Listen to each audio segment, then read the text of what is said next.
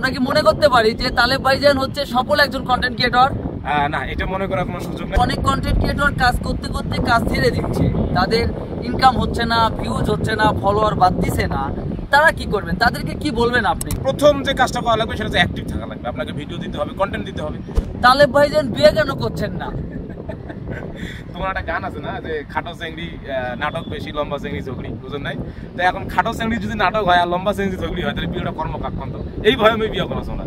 আমরা কোন ধরনের কন্টেন্টগুলো কভার করলে দর্শকদের ভালোবাসা পাওয়া যাবে, কোন সাইডটা নিয়ে কাজ করবে নতুন যারা কন্টেন্ট ক্রিয়েটর হচ্ছে? এইটা আমার উপরে নয়, এটা নির্ভর করবে আপনার উপরে, মানে আপনি কি পারেন। তালেব ভাইজান বিয়ে করছে কি না করছে, কোনটা সঠিক কোনটা মিথ্যা? তালেব ভাইজান বিয়ে করেনি। বিয়ে কবে করছেন? সবকিছু ঠিকঠাক থাকে, আল্লাহ যদি কপালে লিখে রাখে 25 সাল। আসসালামু আলাইকুম। আজকে এমন একজন মানুষের সঙ্গে দাঁড়িয়ে আছি, আমাদের উত্তরবঙ্গের কন্টেন্ট ক্রিয়েটর তথা আমাদের উত্তরবঙ্গটাকে যেভাবে সোশ্যাল মিডিয়ার মাধ্যমে সারা বিশ্বের মানুষের কাছে তুলে ধরছে, এমন একজন সফল মানুষের সামনে দাঁড়িয়ে আছি এবং আপনাদেরকে জানিয়ে দেবো একজন সফল কন্টেন্ট ক্রিয়েটর, একজন সফল অভিনেতা এই সোশ্যাল মিডিয়ার জগতে, আমাদের উত্তরবঙ্গেরই সন্তান, আমাদের উত্তরবঙ্গের মানুষের গর্ব। দেখতেই পাচ্ছেন তালেব ভাইজান। কেমন আছেন আপনি? আলহামদুলিল্লাহ ভাই, ভালো আছি। আপনি ভালো আছেন? আলহামদুলিল্লাহ আমিও ভালো আছি, আপনার ভালোবাসায়, দর্শকদের ভালোবাসায় আমিও ভালো আছি। তো তালেব ভাইজান, আজকে আপনার কাছে কিছু জানতে চাই। আমাদের গাইবান্ধা সহ রংপুর বিভাগে অনেক কন্টেন্ট ক্রিয়েটর আপনার দেখা দেখি বা আপনাকে অনুসরণ করে অনেক কন্টেন্ট ক্রিয়েটর আজকে ফেসবুকে কাজ করছে।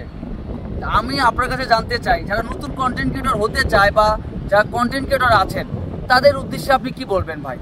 আচ্ছা, অবশ্যই এটা সুন্দর প্রশ্ন, যে প্রশ্নটা তথাকথিতভাবে পাওয়া যায় না। তো ব্যাপার যেটা হচ্ছে যে প্রথম যে কোশ্চেনটা যে আমার দেখা দেখি, এটা ব্যাপার ছিল কি, মানে ওই জিনিসটা আমার মধ্যে কাজ করছিল যে আমার যে রংপুরের ইতিহাস ঐতিহ্য অনেক ডিপলি, হ্যাঁ, এই ভাষাটাকে নিয়ে কেউ কাজ করতেছে না এর আগে।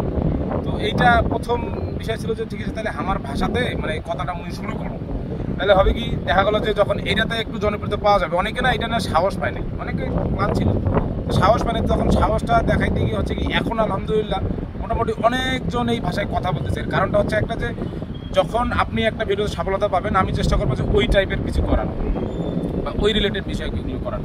এটা প্রথমত এটা ভালো লাগার বিষয় মনে করব, যে আমার রংপুরের ভাষাটার মধ্যে ইচ্ছা উদ্দেশ্য যেটা ছিল যে আমার রংপুরের ভাষাটা তুলে ধরার, এটা অনেকেই করতেছে। যারা ফেসবুকে গেলে অনেকেরই এখন রংপুরের ভাষায় ভিডিও পাওয়া যায়, এটা কিন্তু খুব বড় একটা পাওয়া। হ্যাঁ, তো ফেসবুক মানুষ স্ক্রল করলে যখন রংপুরের ভাষায় ভিডিওগুলো আসে বা মুভি স্ক্রল করলে যখন আসে, তখন বিষয়টা আমার খুব ভালো লাগে, যাই এখন রংপুরের ভাষায় ভিডিও আছে। এখন যারা করতেছে, যারা নতুন কন্টেন্ট ক্রিয়েশনে আসতেছে বা আসতে চাচ্ছে, তাদের উদ্দেশ্যে বলার একটাই কথা, সেটা হচ্ছে যে আমরা ট্রাই করব আমাদের এই যে ইতিহাস, ঐতিহ্য, সংস্কৃতি বা এই ভাষার প্রচলনটাকে যাতে আমরা নেগেটিভ দিকে নিয়ে আনা হয়। যেমন ধরেন যে আমরা যদি একটা কোনো কিছু খারাপ কোনো কিছু অপসংস্কৃতি তুলে ধরি, তখন মানুষকে এই রংপুরের মানুষগুলো বা রংপুরের যারা আছে এই ল্যান্ডনে বোধহয়। তাহলে ভাই আমরা এই বিষয়ে পরে আসবো।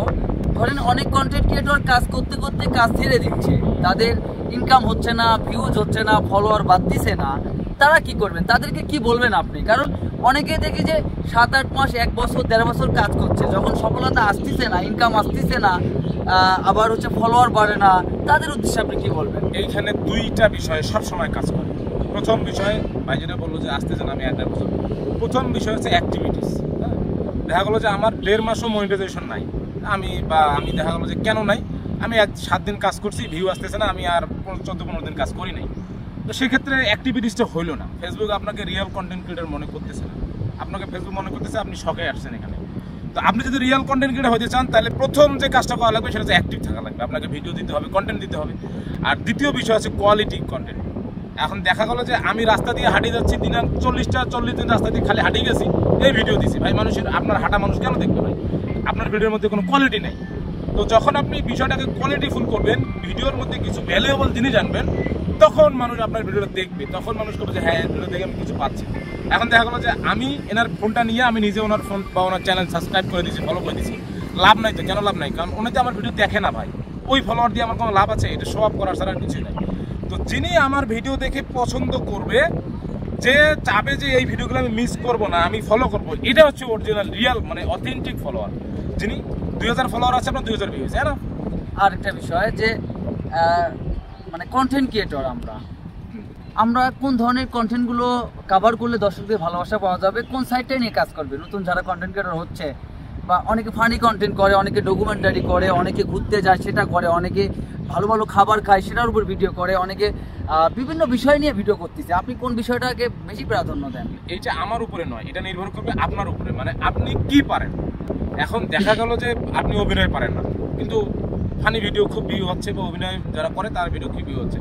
এখন হয়ে তো লাভ নাই, কারণ আপনি তো অভিনয় পারেন না, আপনি জোর করে হলেও অভিনয়টা করতেছেন। আপনি আগে অভিনয় বিষয়ে একটু জানেন, শুনুন, অভিনয়টা করে ট্রাই করেন, তারপরে আসেন। তারপর দেখা গেলো যে আপনি ব্লগিং পারেন না, বা উপস্থাপনা এইভাবে কথা সরাসরি, অনেকে আছে না মাইক্রোফোন দেখলে যে হজবরলা হয়ে যায়, তো ও আবার উপস্থাপনা নিচ্ছে বা মোটিভেশন টাইপের নিচ্ছে, যে নিজেই মোটিভেট নয়। তো এইটা নির্ভর করবে সবসময় আপনার উপরে, যে আপনি কি পারেন, আপনার দ্বারা কি সম্ভব। নিজেকে প্রশ্ন করুন যে আমার দ্বারা কি সম্ভব, আপনি যেটা পারেন সেটা নিয়ে আসতে হবে, এই হচ্ছে ব্যাপার। আচ্ছা, আরেকটা বিষয় তালেব ভাই জান, সেটা হচ্ছে অনেক কন্টেন্ট ক্রিয়েটর যারা নতুন প্রজন্ম আছে, পড়াশোনার পাশাপাশি কন্টেন্ট করতেছে, ফেসবুকে কাজ করতেছে। এখন অনেকে আমাকে ফোন করে বলে যে রঞ্জু ভাই, আমরা যখন এলাকায় কন্টেন্ট করতে বের হই তখন আমাদেরকে নিয়ে অনেক মানুষ সমালোচনা করে, আমাদের বন্ধু বান্ধব সমালোচনা করে যে এগুলো কি করিস, তুই করতে পারবি না বা তোর দ্বারা হবে না। মানুষ হাসাহাসি করে, ইনসাল করে, মজা করে। তাদেরকে কি সমবেদনা দিবেন আপনি? সমবেদনার কিছু নেই ভাই, এটা জাস্ট উদাহরণ সেট করতে পারি আমার এখানে নিজস্ব ব্যাপার হচ্ছে। আমি যখন প্রথম ভিডিও করতে যাইতাম, হয়তো আমার ফ্যামিলি আমাকে সাপোর্ট করতো, কারণ আমি একটা লাইনে ছিলাম, আমি এডিটর ছিলাম, প্রায় আমার এক্সপিরিয়েন্স 12-14 বছরের এডিট করছি। তো আমি এই লাইনে ছিলাম, তো বাড়ি থেকে বলতে যাই হ্যাঁ তো এগুলা করে এগুলা থাক, কিন্তু গ্রামবাসী বা এলাকাবাসী বা বন্ধু বান্ধব এগুলা হাকম কি করি বেড়াইছে, এগুলা কিছু হইবে না, হ্যান এই যে বিষয়গুলো বলতো, এগুলাকে জাস্ট মানে কুইট করতে হবে মাথা থেকে। হ্যাঁ, যে যখন আপনার সফলতা আসবে তখন আপনার মনে হবে যে তখন ওই লোকগুলো আপনাকে আবার বাহবা দিবে। জাস্ট এই বিষয়টা মাথায় রাখবেন যে ওরা যাই বলুক না কেন, আমি আমার কাজ করেই যাব। হ্যাঁ, দেন সফলতার পরে দেখবেন যে ওই লোকগুলো আসে আপনাকে বাহবা দিচ্ছে যে ভালো কিছু করে গেছে বা ভালো হচ্ছে, এরকম একটা ব্যাপার। তো এইটা মাথায় রাখবেন সবসময়, ডিমোটিভেটেড হওয়া যাবে। নিজের কাজকে সবসময় নিজের উপরেই রাখবেন, আপনার কথাই বিচার বিশ্লেষণ করবেন, মানুষের কথা না। তালেব ভাইজান, আমরা কি মনে করতে পারি যে তালেব ভাইজান হচ্ছে সফল একজন কন্টেন্ট ক্রিয়েটর? না, এটা মনে করার কোনো সুযোগ নেই, কারণ হচ্ছে যে মানুষ সবসময় শিখে। আমি এখনো শিখতেছি। দেখা গেলো আপনি ওটা কাজ করেন, ওটা আমার ভালো লাগছে, আমি ওখান থেকে শিখবো, বা আমি ওটা কাজ করি আপনার ভালো লাগছে, ওটা আপনি আমার কাছ থেকে শিখবেন। মানুষ প্রতিনিয়ত শিখার উপরে আসে।